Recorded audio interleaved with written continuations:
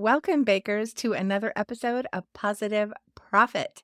Thank you so much for joining me. We're in episode 2, and I'm excited. I'm excited to be back here again. My name is Kara Brothers. I will be your host for this episode and for the whole show because it's my show. That's kind of fun. Today, we're diving into the exciting world of dog treats, and we're going to look at 5 reasons why dog treats are in demand and why now is a great time to start an at-home dog bakery.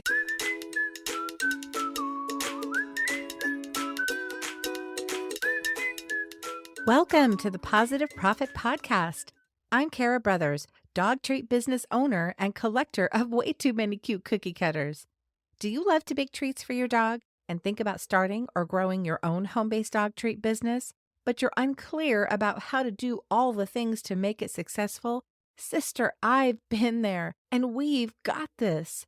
If you want to step into your potential and turn your passion into profit, listen and learn with the other bakers in the pack to get clarity and confidence to bake dog treats from home, make money, and of course, pet all the dogs while you're at it. Give your dog a treat, grab one for yourself, and join our brigade of positive profiteers, and let's dig into the episode. So if you've been thinking about it, not sure about it, maybe you just make treats for your own dogs right now. Dog treats are where it's at. I'm going to tell you why.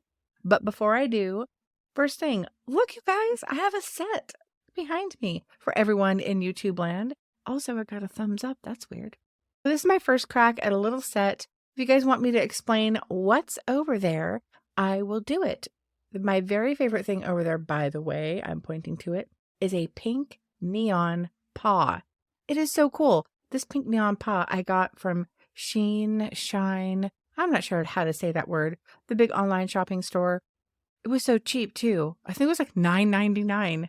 And the cool thing about it is it's got a little on-off switch. It's USB. And I can plug it into my portable battery pack and take it with me to markets, to shows. I set it up, plugs right in here. And this thing glows like there's no tomorrow. It's so bright. Oh my gosh. So if you're like, hey, I'm struggling for light when it gets dark in my markets, right? I mean, in your tent, if you're at a market, totally valid concern. This light isn't going to light up your whole tent, but this light will make people flock to you. It's different. Anyway, that's my favorite part. And again, if you guys want me to explain what I have over there, I would absolutely love to. It's stuff for my dog treat business. And on top, boop, I also have a calendar, an advent calendar. We'll talk more about that later. Well, before we get into it, if you have a question for me, like, hey, what's on your set? What's going on over there? Or maybe you want to know something about starting a dog treat business, I would love to hear from you. I really would. I'd love to hear your question, and I would love to answer it in the show. Yep. Head over to my website, positiveprofit.com, click on the podcast tab, and go down to the orange button that says send Kara a message. I will get a little private voicemail just from you, just to me. I'll listen to your question, and I would love to be able to read it on the air. So if I've helped you in some way, maybe you have a little testimony for me, something you've gotten out of one of my shows, or maybe in one of my groups, or you just want to ask a question, send them on over, guys. Love to hear from you. All right. Cannot wait. So you guys, dog treat owners are looking for not your basic milk bone anymore. They're reaching farther to be able to treat their furry friend just like they treat themselves, right? We all love homemade stuff and fun and personalized stuff. Let's face it, you guys, our pets, our dogs, they're our family. I know mine is. My dog is named Chibi, and I have grown kids. They're out of the house. Chibi is my little corgi mix. She's so cute. Right now, she's not feeling too well, so she's laying down on the couch. She's my entire world, like your dogs are too. And pet owners are looking for something that is unique and top-notch. And homemade dog bakeries have that way to add the personal touch, choose your own ingredients. I mean, I'm going to tell you. I'm going to get into it right now. All right, here we go. One of the top reasons is pet owners are increasingly seeking treats that are made with organic and natural ingredients. There is a growing awareness in pet nutrition, just like there is for our own bodies. We're concerned about what we eat, and we're concerned about what our pets eat because we want them to live long lives. We want them to live forever, right? And so there's a demand for treats that are free from artificial additives and preservatives. While I don't use organic ingredients specifically, I mean, if my budget allows, I'll go for an organic ingredient. For me personally, what I always do is make sure that the ingredients I use are all natural. That is such a buzzword these days, too. So let me explain what I mean by all natural, because you can't just say all natural. I mean, you need to be able to back it up. What I mean by all natural for my treats is they are preservative free. It's easy to do. So easy to do as a dog baker, because if you just make sure you bake your treat the right way, that's going to help remove moisture. Moisture equals mold. So bake it appropriately. Stick those baked treats into the dehydrator to further extract the moisture from the treat. And what that does is it helps extend the shelf life of that treat even farther, totally naturally. Okay? There's also ingredients you can use that are antimicrobial in nature, and that can also help as well. So, first of all natural, for me, it means no preservatives. We just talked about it. You can totally do it. Easy to achieve. Second thing is artificial additives. I'm not putting fake stuff in my treats, guys. It's all stuff you can pronounce. In fact, it's probably all stuff that you have in your kitchen, save for a couple of ingredients. It's stuff that you'd bake with. And that's what I tell my customers. This is mostly stuff you'd have at home right now, and you can pronounce every ingredient, which is pretty cool. No artificial color.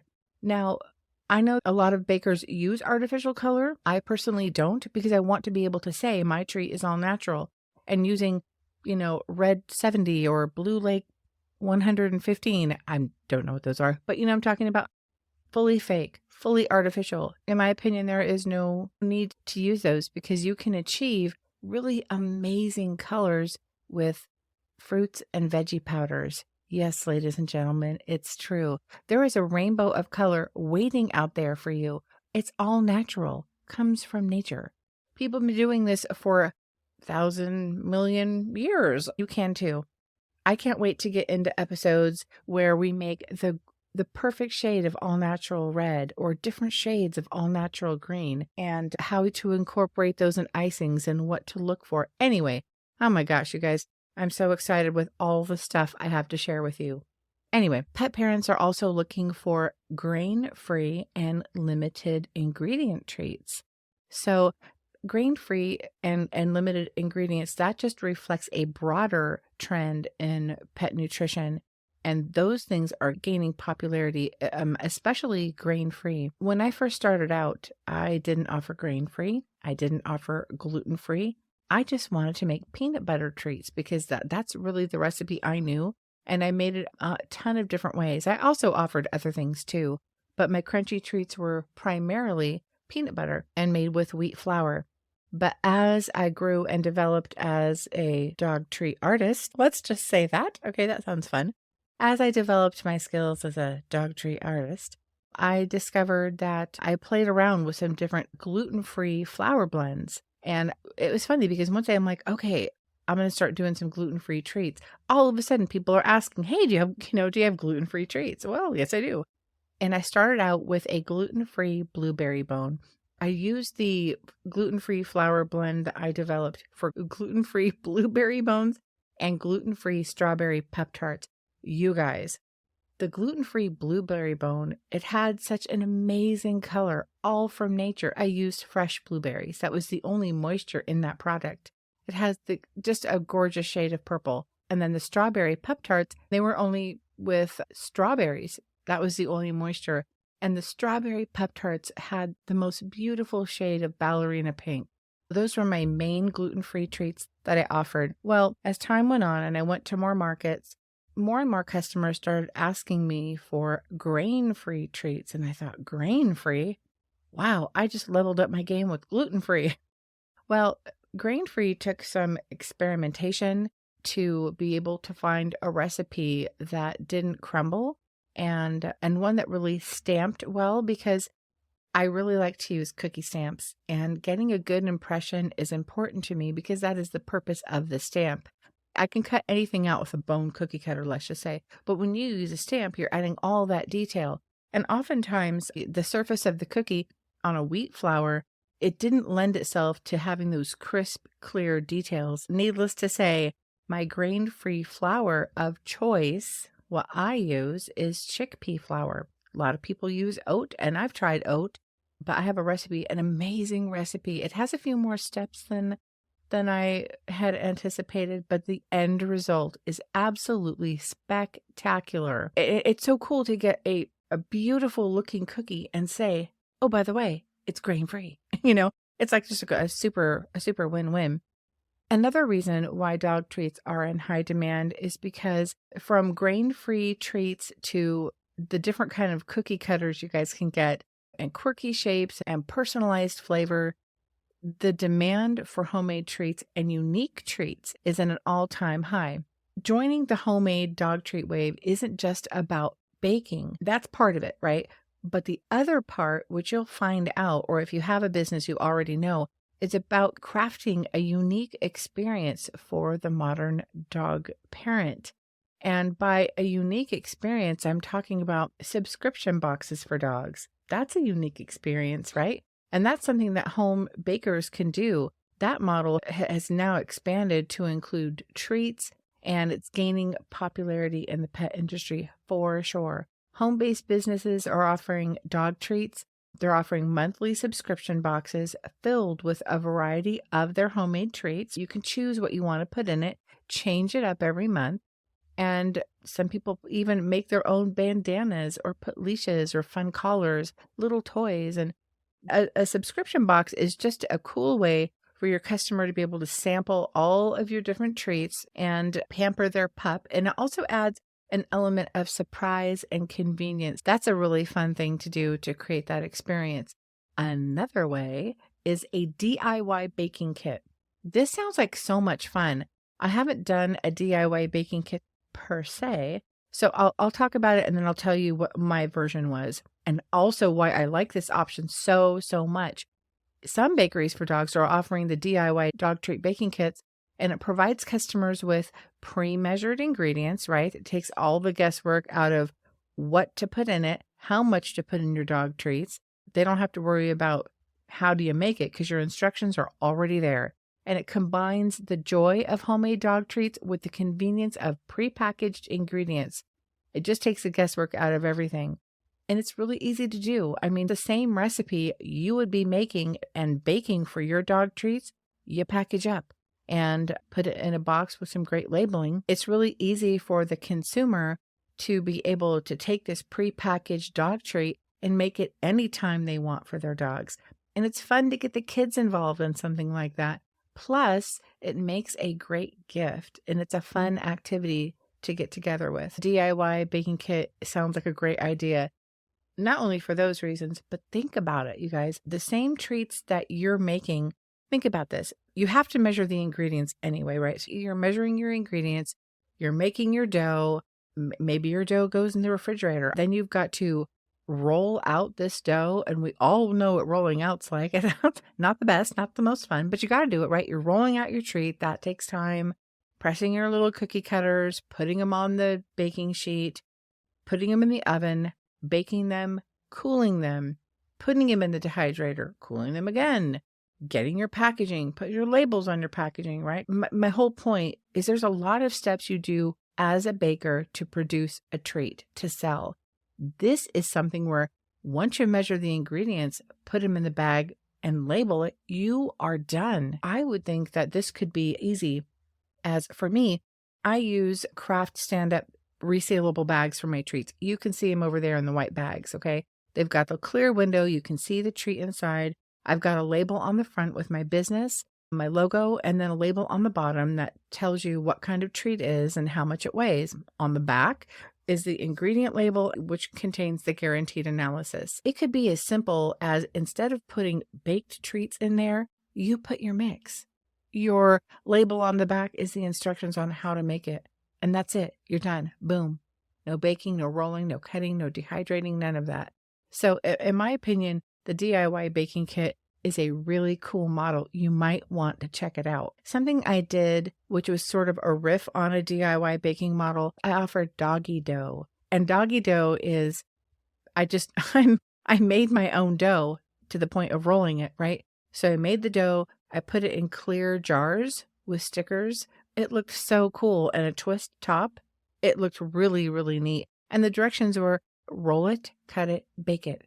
So they can keep it in their freezer, they can keep it in their refrigerator and take it out and make it anytime they want to.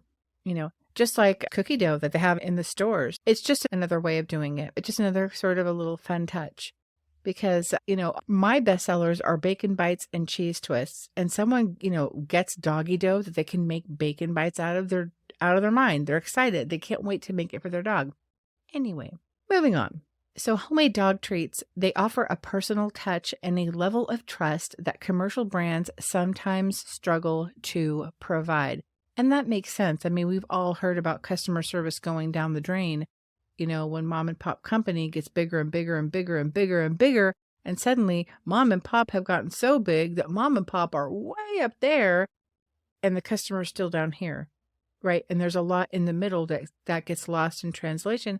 Sometimes it is customer service. Sometimes it's being able to say, you know what? Your dog is allergic to chicken.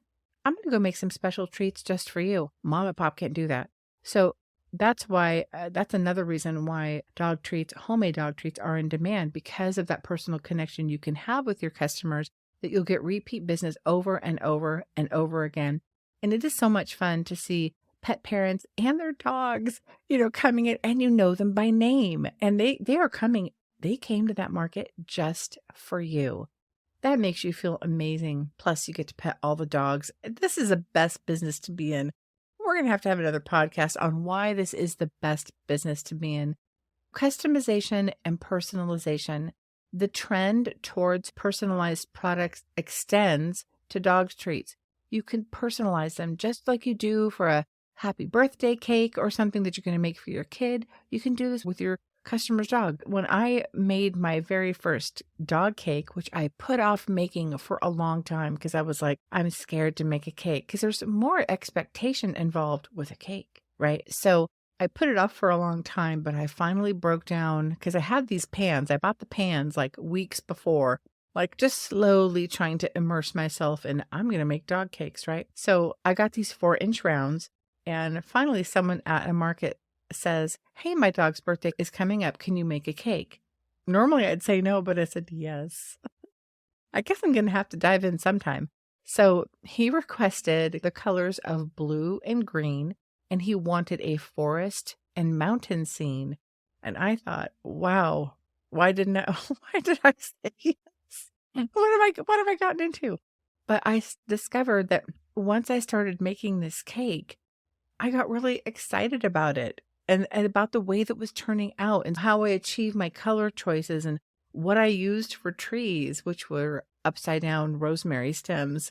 They make the perfect pine tree. As I got into it and I came up with this finished product, it was gorgeous. And I thought to myself, well, number one, the dog doesn't care, right? The dog doesn't know, but the parent does. And we are making these treats for your customer because they want to treat their dog like family. And for them, this personalization is everything. So I had a really fun time giving the cake to the customer, and his dog was there, and they ended up sending me a video. I should show you this video sometime. It's so cute. It's my very first cake. Anyway, the personalization meant a lot. You can also personalize treats and customize them based on factors like a dog's size. So with the dog bone cookie cutter set I have, it goes from a 6-inch bone all the way down to an itty bitty like 1.5-inch bone for tiny whiny dogs. I've got everything in between.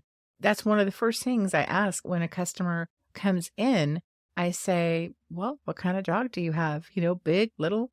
Oh, I love the customers that'll just boop. They'll show you a picture instantly on their phone, right? Because they're proud, happy pet parents like we all are. Being able to customize your treats, bigger ones for bigger dogs, smaller ones for smaller dogs. That's really huge. A lot of times I'll come in and I'll have people, they'll tell me right off the bat, I have a small dog. What do you have? Or I have a big dog. He eats everything, and being able to have a little bit of a range of products to offer those customers is why they'll keep coming back to you. Also, another thing that we get to, which is great for customization, is I have a senior dog. My dog is older. He has very little teeth or no teeth. What do you have that's soft?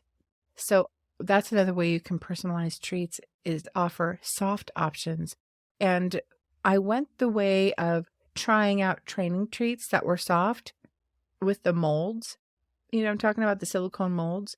And for me, the molds were a lot of work, and I chose ultimately not to do them. So I decided to offer soft treats in other forms. I do a pastry case that is the center focal point of my business. This is the draw. This is the attraction.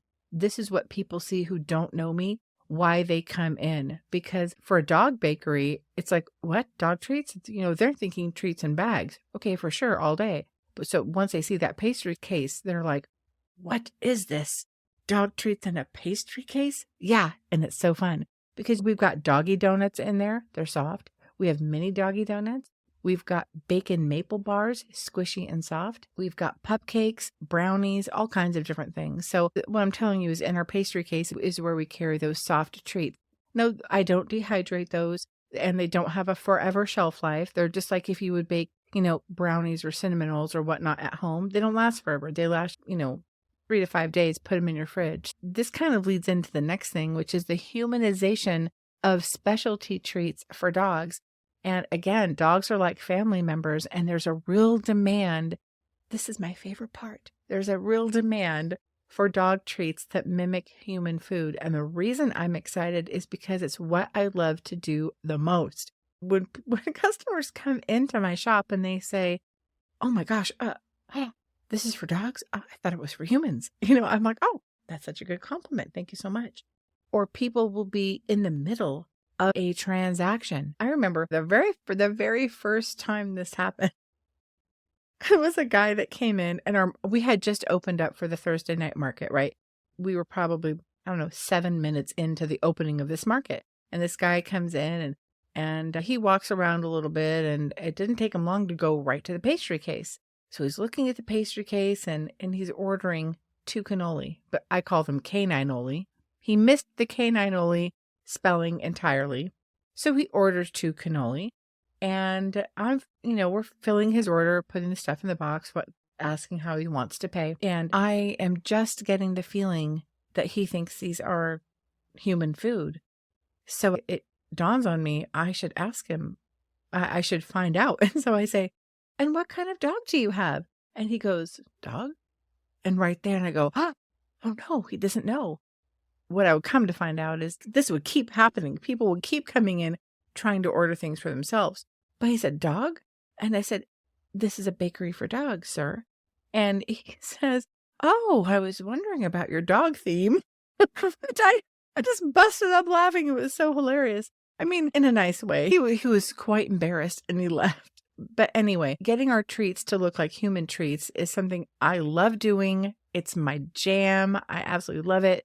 And it's a huge compliment when people think that. Besides, you guys, all my dog wants to do is eat human food anyway. Another great reason why dog treats are in demand is because the experience that they have and that you have to connect together, connecting with your community. People are really proud about their town and buying local and interacting and networking with fellow vendors, with local people in their town. And it's a way for you to connect with your community. You can connect with fellow pet lovers and, of course, your 4-legged friends.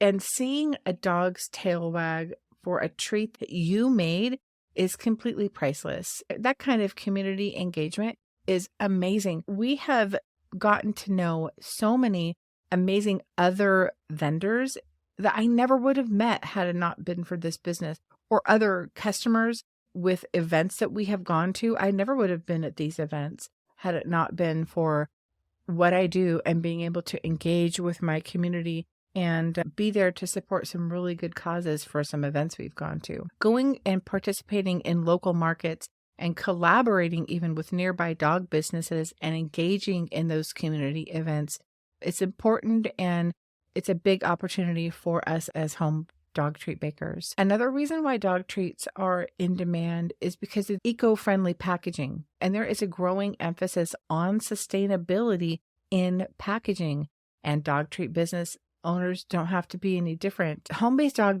bakeries are adapting eco-friendly packaging options such as biodegradable, and recyclable materials that emphasize sustainability and communicating their commitment to responsible practices to appeal to environmentally conscious pet owners. Say that 3 times faster, guys. Let's talk about packaging and biodegradable, eco-friendly packaging, which is important. It just is. We want to do our best, not to clog up our landfills. And does every little bit matter? Well, it does. It actually does. Chances are, if you offer everything in plastic only, you might get some customers that come in and they'll let you know about your packaging. Having some eco-friendly options, even if you start small, that's really the way to go. So behind me, I've got my bags. They're biodegradable. They're a craft bag that are gusseted on the bottom. They stand up, zipper top. The plastic zipper is not biodegradable. Neither is that little plastic window, but the rest of the bag is. I also use bento boxes up at the top, right there where you can see underneath the corgi picture. Those are my strawberry Pep-Tarts. It is a rectangular white paper bento box, and it has a clear plastic lid. The white paper bento box portion on the bottom biodegradable, the lid is not. With your packaging options, you can go completely biodegradable. That is an option. They are more expensive, but there are options there for you to check out if you want to. I'm just saying it is something to consider for sure. Okay, another reason why dog treats are hot and it's a great time to get into this business is the ability to have an online presence and e-commerce. And e-commerce is just selling online, okay? The digital landscape is absolutely crucial for reaching customers. Home-based dog treat businesses are leveraging social media platforms to sell, online marketplaces to sell, and dedicated e-commerce website. That just means having a website with the ability to engage in a transaction on your website. It's a great way to showcase your products and connect with a broader audience. Because going to markets and going to events and selling in person, like boots on the ground, you're there, you're setting up, people are coming in, you're talking to them, buying treats. That is awesome. But it's also awesome, to be able to sell online. You can get sales at 2 a.m. when you're sleeping, If you have your phone on, you can hear the ding ding of the cash register, which is kind of fun, depending on what app you use. I did Etsy and heard that. Shopify heard that. It's always exciting. I mean, having lunch with your girlfriends and you hear cha-ching. Being able to have different ways to sell is important. Social media is a big part of that too. There's also collaborator and influencer partnerships that you guys can explore as well. That is really fun, particularly with Instagram and TikTok. In my opinion, Instagram is just about essential for marketing. TikTok is coming up there as well. And home-based dog treat businesses are forming collaborations with other pet-related brands and pet influencers. And you can too. Being able to have that collaboration with something that is, maybe they're not a homemade dog treat baker, but maybe they are in the industry in some kind of way. That strategy really helps to expand your reach, gaining credibility and gaining their viewers and their customers as well. Now they're going to see your product and vice versa. It's really complementary and you can tap into those niche markets, which is really fun. So if you're ready to turn your passion into profit and have a thriving at-home dog treat business, I would invite you just to keep listening, keep coming back, listen to episodes, get this info. I'm going to be here working with you. We can do it together. Ask questions. And let me know what kind of content you guys want to see. I'll be sharing tips on sourcing quality ingredients, creating irresistible recipes, and navigating the ins and outs of turning your kitchen into a canine bakery and making money. So I'll be here every week sharing with you, pouring into you, and I honestly can't wait. So I hope you found something useful about this episode. If you did, I would super, super appreciate it if you would leave me a review. If I've helped you, if you've gotten to know me, go to Apple Podcasts and search for my show, Pawsitive Profit. I would love if you would leave me a review. That would just make my day. Thank you so much. Again, if you guys have stories or tips or questions to share, or just want to tell me what treats you're currently working on, head over to my website, positiveprofit.com. That's positive with a PAW. While you're there, sign up for emails. I've got a free gift for you. It has been so fun sharing my passion for homemade dog treats with you and just hanging out with you. So I invite you back to listen to another episode.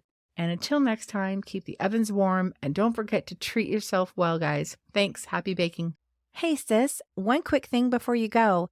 If this podcast episode helped or blessed you in some way, the number one way you can pay it forward is to head over to Apple Podcasts and search for my show, Pawsitive Profit. Leave me a review and subscribe to the channel. Your heartfelt messages of gratitude impact me so much and bring me such massive joy. I would be so appreciative. Don't forget to join the free Facebook community at facebook.com/groups/start a dog treat business and send me your juicy questions at positiveprofit.com. I positively appreciate you and look forward to connecting with you again soon. Until then, don't forget to treat yourself well.